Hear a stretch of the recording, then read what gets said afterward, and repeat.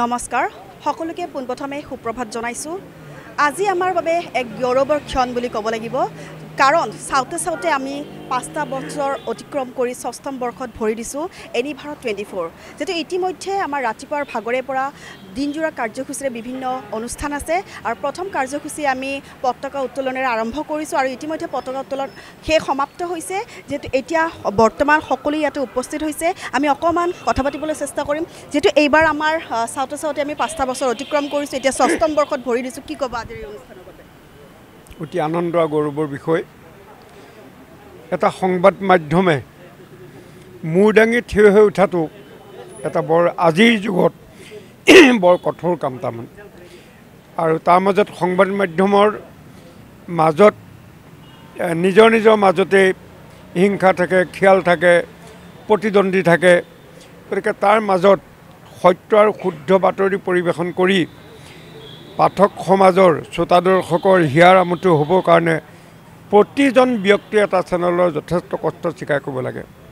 আজি এনি ভাৰত 24 বৈদ্যুতিন সংবাদ মাধ্যমৰ 5ম বছৰ অতিক্ৰম কৰি 6ঠ বৰ্ষত পদাৰ্পণ কৰিছে। এটা বৰ গৌৰৱ আনন্দৰ বিষয়। আজি এই পবিত্ৰ ক্ষণত মই মুখ্য পৰিচালক সঞ্চালক শ্ৰীযুত দুলাল বৰা ডাঙৰীয়া প্ৰমুখ্যে এই আমাৰ সংবাদ মাধ্যমত কৰ্মৰত বা যিসকল ইয়াৰ পৰা গুচি গৈছে বিভিন্ন কাৰণত, এই সদৌতিলৈকে মই সশ্ৰদ্ধ মোৰ মৰম আৰু শ্ৰদ্ধা নিবেদিছোঁ। কাৰণ সকলোৰে সহযোগিতা হ'লেহে এটা ডাঙৰ অনুষ্ঠানে গঢ় লৈ উঠে।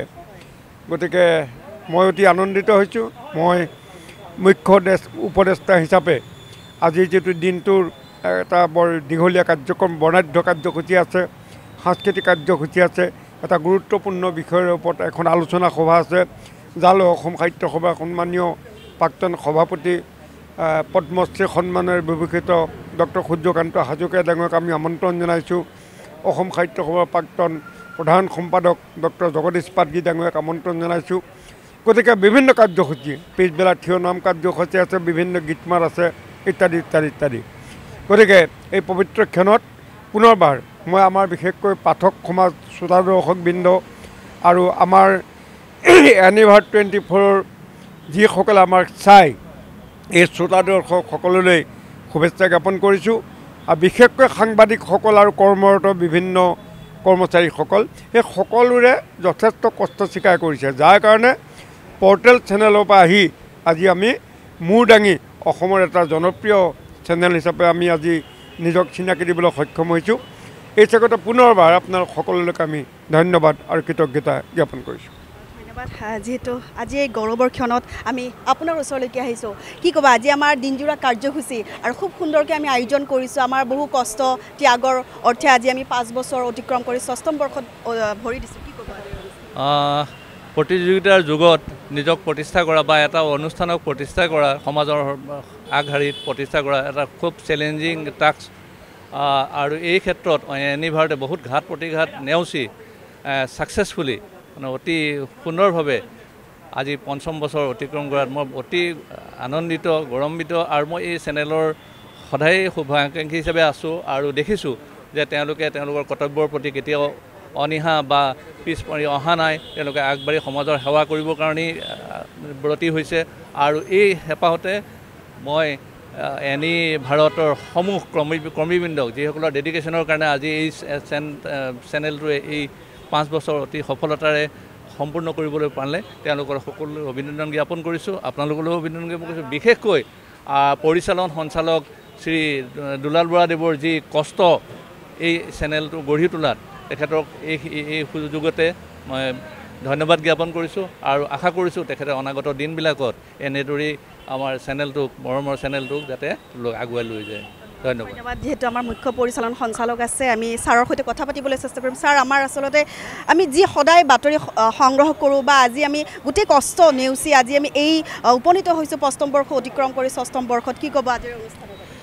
প্ৰথমতেই মই ভগৱানৰ ওচৰত প্ৰাৰ্থনা জনাইছোঁ যাতে সকলো ৰাইজে আমাক আদৰি লওক আৰু সেই গোটেই ঘটনাটোত আমাক অন্তত এই এটা বিশেষ ক্ষণত মই যেতিয়া সৰ্বানন্দ সোণোৱালে মোক জেলত থৈছিল 2019 চনৰ 7 ডিচেম্বৰত তেওঁক এৰেষ্ট কৰি জেলত দিছিল আৰু তেওঁৰ বিৰুদ্ধে মই মানে RTI মাৰি তথ্য উলিয়াইছিলোঁ। তেওঁৰ ব্ৰহ্মপুত্ৰ গেষ্ট হাউচত একাপ চাহৰ দাম 250 টকা আৰু সেই 250 টকা চাহ দৈনিক 5000 কাপ চাহ মানে চাহ খোৱা বুলি RTI তথ্য উদ্ঘাটন হৈছিল আৰু সেই কাৰণেই তেওঁক মই কিমান হ'ব প্ৰত্যেক দিনে উলিয়াইছিলোঁ আৰু উলিওৱাৰ পিছত যদি এজন মুখ্যমন্ত্ৰীয়ে মানে বৰ্তমান মুখ্যমন্ত্ৰী নহয়, তেওঁ প্ৰাক্তন মুখ্যমন্ত্ৰী, যদি তেওঁ একাপ চাহৰ দাম 250 হয়, দৈনিক যদি 5000 টকা চাহৰ দাম হয়, তেতিয়াহ'লে তেওঁ 5000জন মানুহক তেওঁ দৈনিক লগ কৰিব পাৰে নেকি বা তেনেকুৱা ধৰণৰ কথা মই RTIত আনিছিলোঁ আৰু যিটো কাৰণে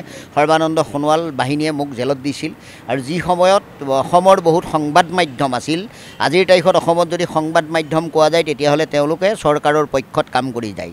গতিকে সেই তেওঁলোকৰ সোঁতৰ বিপৰীতে গৈ মই মানে কাম কৰিছিলোঁ আৰু যিটো কাৰণে তেওঁলোকে জেলত দিছিল। আৰু সেই সময়ত যেতিয়া মই জেলত থাকিব লগা হৈছিল তেতিয়া কিন্তু তেওঁলোকে সেই একেখিনি সংবাদ মাধ্যমে প্ৰথম অৱস্থাত আমাৰ ওচৰত মানে বাতৰি সংগ্ৰহৰ কাৰণে দৈনিক আহে আৰু তাৰপিছত তেওঁলোকে কিন্তু মোৰ বিৰুদ্ধে বিভিন্ন হেৰি কৰিছিলে। হয়তো মোৰ ক'ৰবাত ভুল আছিল নাছিল মই নাজানো, কাৰণ যিহেতু 250 টকা একাপ চাহৰ দাম আৰু 5000 কাপ চাহৰ কথা জড়িত। আৰু যিটো কাৰণতে মই জেলত যেতিয়া গৈছিলোঁ আৰু তেতিয়াই মই দৃঢ় প্ৰতিজ্ঞ আছিলোঁ যে মই গৈ এটা নিউজ পৰ্টেল খুলিম আৰু নিউজ পৰ্টেলৰ পৰা ভগৱানৰ কৃপাত আজিৰ তাৰিখত আহি আমি অন্ততঃ 2-3টা মানে দায়িত্বত আছোঁহি। আমি ধৰক ডাটা প্লেট আহিবলৈ গৈ আছোঁ আৰু অতিথি প্লেটফৰ্মৰ আটাইখিনিতেই আমি আহিছোঁ। অন্ততঃ 17-18টা মানে প্লেটফৰ্মত আমি আহিবলৈ সক্ষম হৈছোঁ। গতিকে ভগৱানে আমাক কৃপা কৰিছে আৰু লগতে মই আমাৰ সকলোবিলাক সংবাদ কৰ্মীক কৈ আহিছোঁ যে যিহেতু এই গোটেই সংবাদ মাধ্যমত আমাৰ এটাই কথা আছে যে সঁচা বাতৰি মানে প্ৰকাশ কৰিম আৰু সঁচা বাতৰিৰ কাৰণে যদি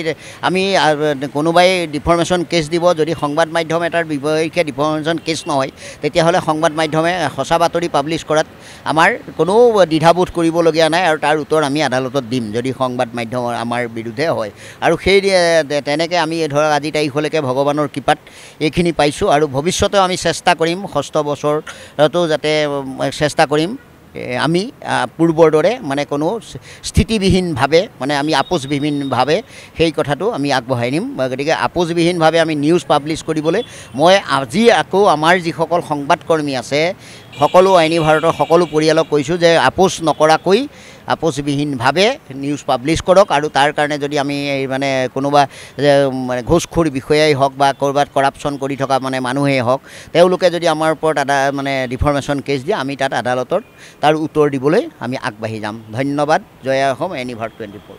নিশ্চয়কৈ ধন্যবাদ ছাৰলৈকেও, যিহেতু আজি আমি সদায় আমি নিৰ্ভীক আৰু নিৰপেক্ষ বাতৰি পৰিৱেশন কৰিছোঁ।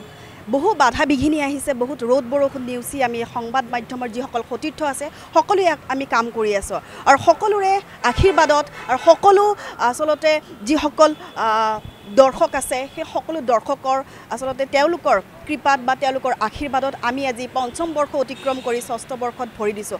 সকলো সতীৰ্থই খুব সুন্দৰকৈ কাম কৰি গৈছে।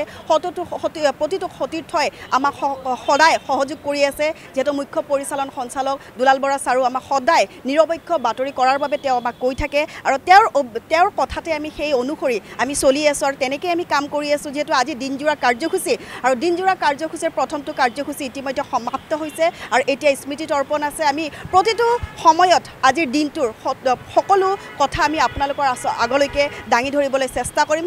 আপোনালোকে সেই সময়লৈকে প্ৰতিটো ক্ষণলৈকে চাই থাকিব এনি ভাৰত 24।